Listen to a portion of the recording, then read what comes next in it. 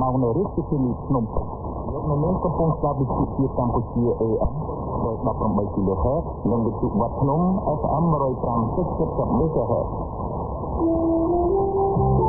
លោកអ្នកនាងជាទីមេត្រីតទៅនេះសូមអញ្ជើញលោកអ្នកនាងស្ដាប់ព្រឹត្តិការណ៍សំខាន់ៗប្រចាំថ្ងៃដែលវិទ្យុជាតិកម្ពុជាបានផ្សាយនៅក្នុងថ្ងៃនេះសម្ដេចមហាបវរតបដីហ៊ុនម៉ាណែតនាយករដ្ឋមន្ត្រីនៃប្រទេសកម្ពុជាបានចូលរួមអបអរសាទរខួបលើកទី30ទិវាបរិស្ថានជាតិនិងបរិស្ថានពិភពលោកក្រោមប្រតិបត្តិសំណើសូនអ្នកយកព័ត៌មានយើងធ្វើសេចក្តីរាយការណ៍បន្ថែម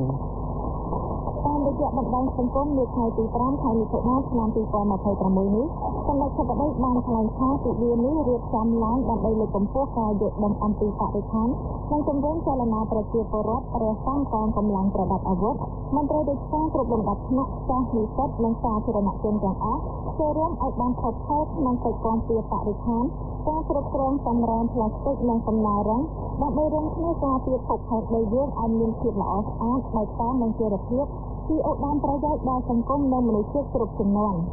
សូមរំលឹកថារដ្ឋាភិបាលកម្ពុជាបានសម្រេចកំណត់យកថ្ងៃទី5ខែមិថុនាជាទិវាបរិស្ថានជាតិតាមរយៈអនុក្រឹត្យលេខ15 អនក្របកចុះថ្ងៃទី24ខែមេសាឆ្នាំ1996ដើម្បីឲ្យស្របគ្នាទៅនឹងថ្ងៃប្រារព្ធទិវាបរិស្ថានពិភពលោកដោយនៅទិវាបរិស្ថានពិភពលោកត្រូវបានបង្កើតឡើងដោយ